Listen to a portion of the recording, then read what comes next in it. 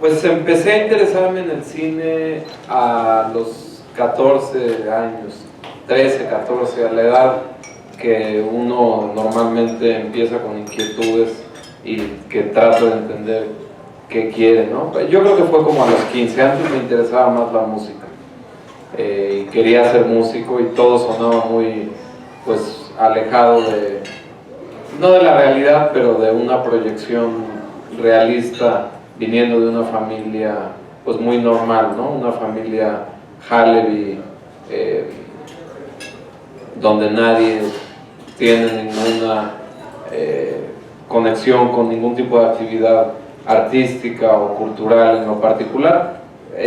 Claro que en mi casa había siempre pues mucha buen nivel en cuanto a las pláticas en la comida y la manera de ver el mundo y los libros que veía que mi papá estaba leyendo y mi hermano un poco mayor. Entonces había obviamente buen nivel en ese sentido, pero lejos de cimientos para tratar para animarse a decir quiero ser director de cine o músico.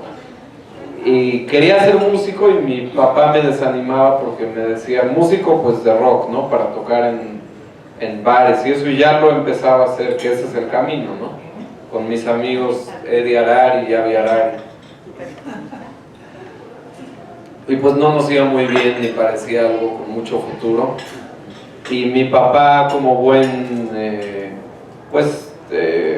paisano árabe, me animó, no animó, me casi que empezó. No, él siempre me ha apoyado, me da mucha libertad en todo, pero me empezó a involucrar en su negocio. Él fabrica ropa, desde hace 40 años tiene el mismo negocio y le va muy bien, afortunadamente. Y me empezó a involucrar en su negocio a los 15, 16 años, ¿no? Para entender, pues, los principios básicos de ir a vender y cobrar y fabricar, lo que muchos judíos han hecho por siglos y siglos, ¿no? Y me hizo dos favores muy grandes. El primero, que sí aprendí cosas que sigo implementando en lo que hago ahora, porque pues hay principios que aplican en diferentes disciplinas. Y lo segundo, el mayor favor que me hizo fue terminar de asustarme para que yo dijera, esta es la vida que no quiero llevar. Definitivamente no quiero venir todos los días al centro a lidiar con maquileros y pues yo lo veía siempre como algo muy limitado y se lo expresaba así a mi papá y él es un tipo sumamente inteligente y generoso y me decía, tienes razón, claro que es limitado, pero pues es buen negocio y es lo que hay. Si tú puedes hacer algo más, pues adelante, ¿no? Pero tienes que ganar dinero, tienes que hacer algo real, no algo bohemio, pues. Y con esa presión de mi padre y buenos consejos, pues decidí que lo del cine podía ser una empresa buena. Todo el mundo me aconsejó no hacerlo. Todo el mundo decía, suena imposible, suena... Era una época diferente, además estamos hablando de hace, ¿qué? 25 años. En México se filmaban 8 películas por año. ¿Se acuerdan que el cine mexicano pues era de albures y tonterías? Y no había un panorama que fuera prometedor para un nuevo director, ¿no? Mexicano. Pero por otro lado yo decía, pues cuando uno va al cine hay muchas películas nuevas, alguien las hace y alguien vive de hacer eso, entonces no lo veía tan descabellado desde tal vez mi ingenuidad, no me parecía tan descabellado y yo no pensaba voy a llegar acá, no voy a ser el mejor director, era simplemente dedicarme a eso que parecía más interesante que la ropa. Y pues empecé a hacer cortometrajes. Me metí a estudiar comunicación en la Ibero, que es una carrera bastante mala. Una carrera que es un poco de todo y que te deja bueno para nada, porque aprendes un poco de periodismo, un poco de radio, un poco de todo, y no sabes hacer nada al final. Pero como yo sabía que quería hacer cine, usaba el tiempo y los recursos durante esos años para filmar mis cortometrajes. Y rápido entendí que el cine no es algo que te pueden enseñar en una escuela, es algo que es un medio de comunicación en el que tú filmas algo, puede durar 5 minutos, 2 minutos, 2 horas, y lo que quieres es conectar con una audiencia, comunicar, así como ahora estoy intentando hacerlo con ustedes, pero a través de, en vez de un micrófono, a través del cine, es comunicación. Y entonces a prueba y error empecé a hacer cortos y a experimentar qué le interesaba a la gente y qué no funcionaba, y etcétera. Y fui teniendo suerte al ingresar estos cortometrajes a pequeñas muestras o festivales, vi que había buena reacción del público, y al mismo tiempo, por la escuela de mi padre, empecé a hacer muchos trabajos promocionales en video, que un arquitecto necesitaba para vender unos condominios un video, pues yo se lo hacía. Cosas de ese tipo que también es comunicación. Entonces, por ahí de los 20, la carrera ni siquiera me titulé, no me importó al final terminar, porque vi lo inútil que era. Pues un título de nada me sirve como director de cine, y la carrera me dejó de interesar. Entonces, del último semestre ya dejé de ir a las clases. A mi padre le molestó mucho porque pues decía, después de 8 semestres que dejes en el 9º desatendido el asunto. Pero a mí no es que tajantemente dije ya no me importa, le dije luego lo hago, luego, y me fue yendo muy bien, muy rápido. Entonces el luego pues se fue postergando. Ahora, cuando digo bien rápido, es muchísimo trabajo y muchísimo esfuerzo, y pues estar muy ocupado. Pero los cortos, el último corto que hice durante mis años de universidad ganó algunos premios importantes en Europa, en España y en Alemania sobre todo, y los premios iban dotados de 9.000 euros, 8.000 euros. Entonces también empezaba a llamar la atención, pues que tal vez sí hay y elogios de gente importante. Entonces pues empecé a creer que tal vez sí podía hacer un largometraje, y mi padre pues cada vez me animaba más, y eso fue en el 2003. Me tomó 5 años hacer mi primer película, una película muy particular en su temática, porque trata de 2 hermanos, un adolescente y su hermano un poco mayor, que son secuestrados y obligados a mantener relaciones sexuales, un incesto forzado. Yo sabía que era una temática muy extrema, muy radical, y que iba a llamar la atención, y ese era mi objetivo, hacer algo que no pasara desapercibido, y lo conseguí porque la película entró a Cannes, fue seleccionada en el Festival de Cannes. Obviamente no es solo buscar un tema que llame la atención, hay que hacer una buena película, y hay que tener buenos actores y un buen guión y demás. Y pues tuve la fortuna de que la película entró acá, y a partir de ahí pues seguí escribiendo películas. Después de Lucía es la que le sigue a Daniel y Ana. Después de Lucía tuvo 1 millón de espectadores en México y ganó un premio importante en Cannes y se vendió en muchos lugares. Y el presidente del jurado cuando gané ese premio fue Tim Roth, el actor inglés, que tal vez por nombre no les suene, pero si ven la foto lo han visto muchas veces actuar. Y él me dijo, trabajemos juntos. Entonces pues ese fue otro brinco, otro salto fuerte que significó crecimiento, porque pues de pronto me vi trabajando con un actor de ese nivel, y a partir de ahí también empecé a producir películas de otros directores, con el empujón que me dio ese premio de Cannes y la asociación con Tim Roth.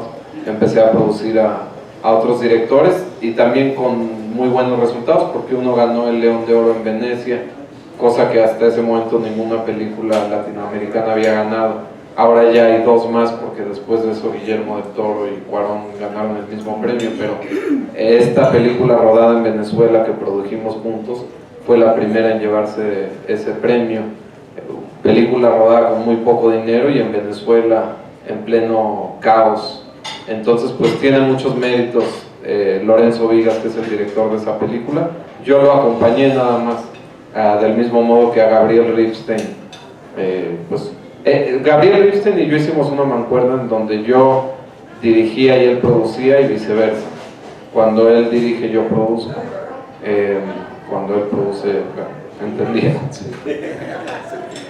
Y nos fue bien porque su película ganó en Berlín Mejor Ópera Prima también. Entonces, pues siempre en el cine uno va contra las... siempre es difícil, siempre es más probable que algo salga mal a que salga bien. Esa es una realidad. Entonces, pues hay que trabajar mucho y ser muy, pues muy aventado, muy entregado. Yo soy obsesivo en mi trabajo, es algo que me ocupa, me atrevo a decir 24 horas, porque hasta dormido estoy en el asunto. O sea, cuando me despierto a medianoche estoy casi siempre pensando, así como la gente está agobiada por problemas, eso es algo muy común, casi siempre tenemos problemas en la vida, o problemas de algún familiar, y a veces esos problemas de manera obsesiva te mantienen. Yo vivo así, pero con problemas ficticios. Siempre estoy pensando cómo resolver un guión, cómo resolver una película, cómo conseguir dinero para filmar. Entonces es una cuestión obsesiva que me gusta mucho. Tampoco estudié cine. Voy a poner otro ejemplo. Cuando yo salí de la Maguén David, por lo que decidí estudiar comunicaciones, porque pensé, tal vez tiene más sentido estudiar comunicación, porque así puedes filmar comerciales. Muchos directores de cine con lo que ganan dinero es filmando comerciales, sobre todo en esa época. Así se formó Iñárritu, muchos directores. Al mismo tiempo, mis amigos paisanos de familias que los apoyaron de otro modo, los mandaron a estudiar a la mejor escuela de cine de Londres, a la mejor escuela de Los Ángeles, de Nueva York. Yo me sentí el patito feo y dije, estos cuates les va a ir muy bien, y yo, ¿qué hago aquí en la Ibero?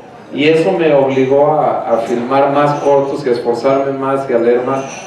Mis amigos relajados en estas escuelas acabaron de estudiar, se lo tomaron con calma, volvieron. Para ese entonces yo ya había ganado premios con mis cortometrajes, porque de manera autodidacta me impulsé mucho más de lo que ellos...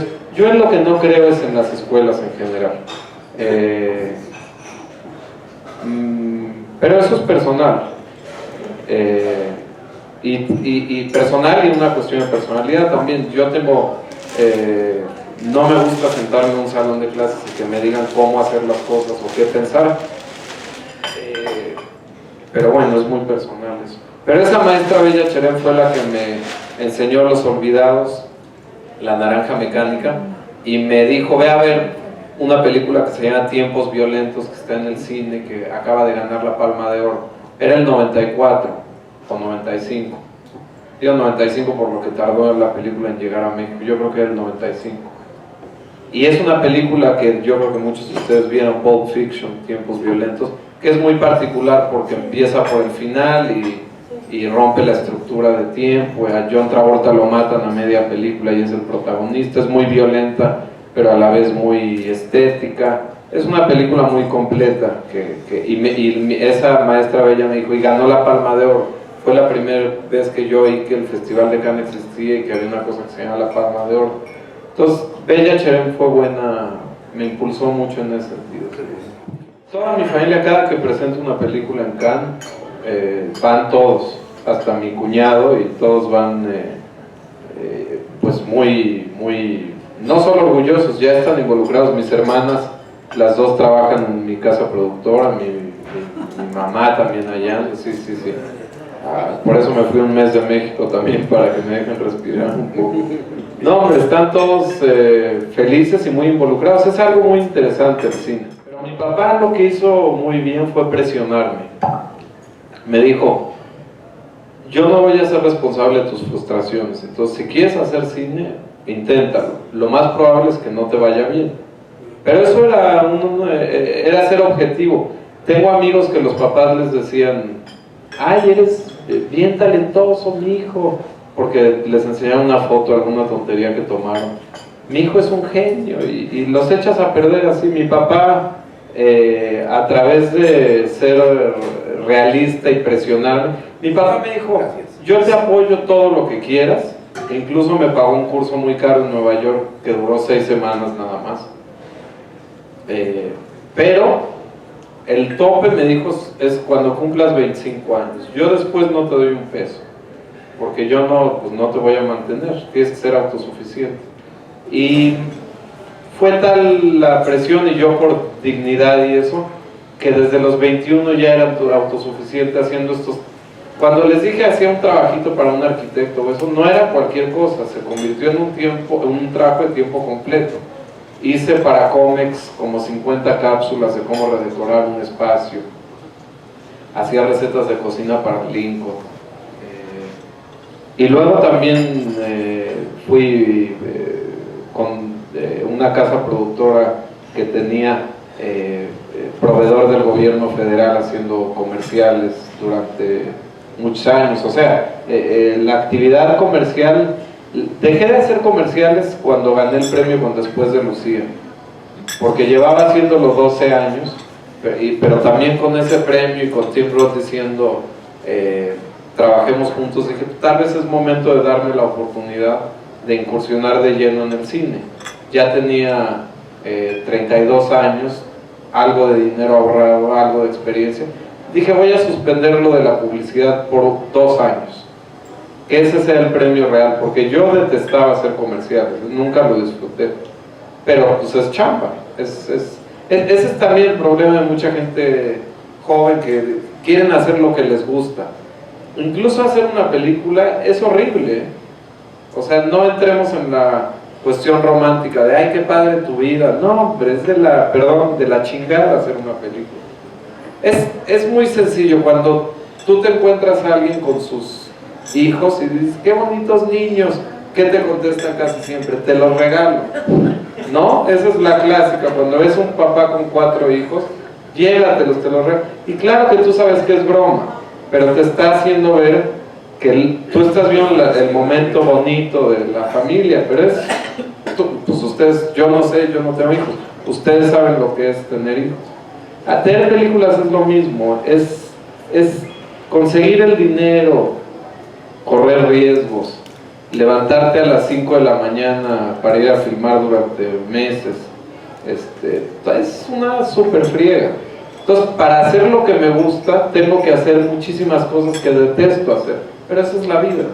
Una pregunta, como judío, ¿has tenido problemas de antisemitismo aquí o en el mundo?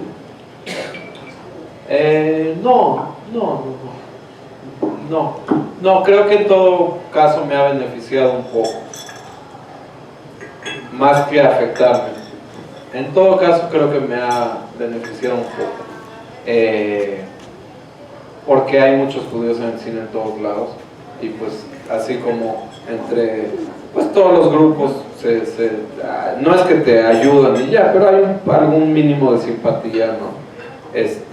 Claro que hay, en el momento que me vuelvo persona pública, claro que he visto pues en algunas redes sociales que yo ni tengo, ni Twitter, ni Facebook, ni nada, ¿no?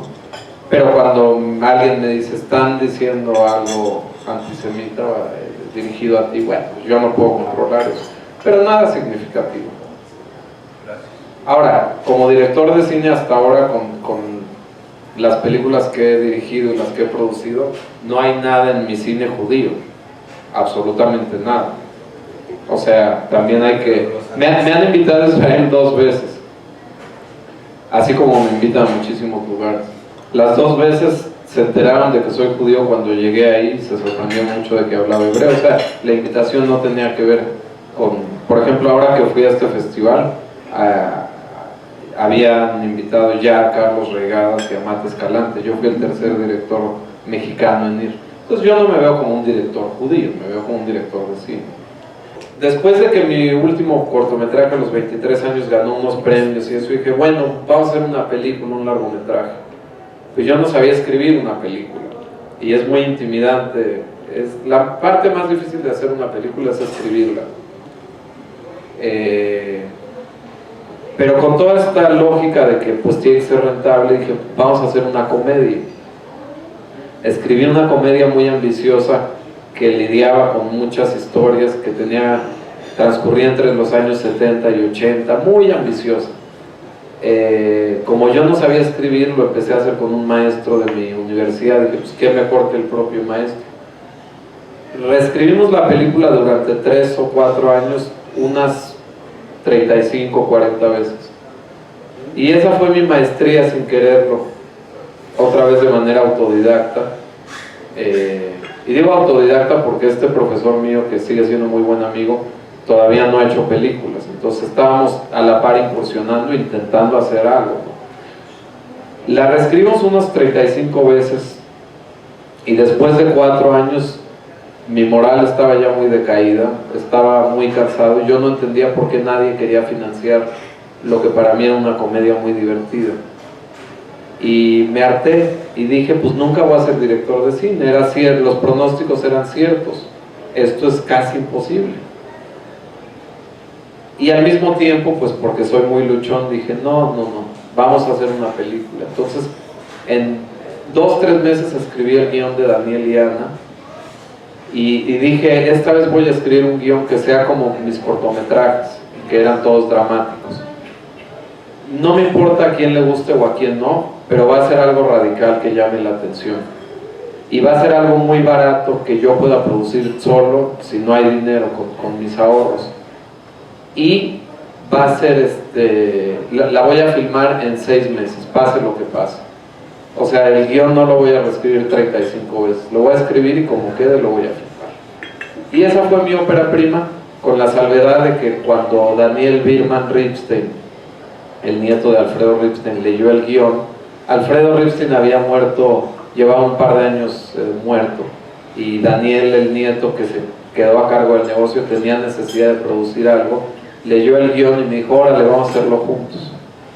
Y la hicimos juntos y pues la aceptaron en Cannes y pasó todo lo que pasó. Ahí aprendí que es un error tratar de hacer una película que genere mucho dinero. Tú puedes hacer la película que crees que es la más comercial del mundo y que no la vaya a ver nadie. Entonces, ni hiciste la película que tú querías hacer. A eso me refiero con no hay que complacer a nadie, ¿no?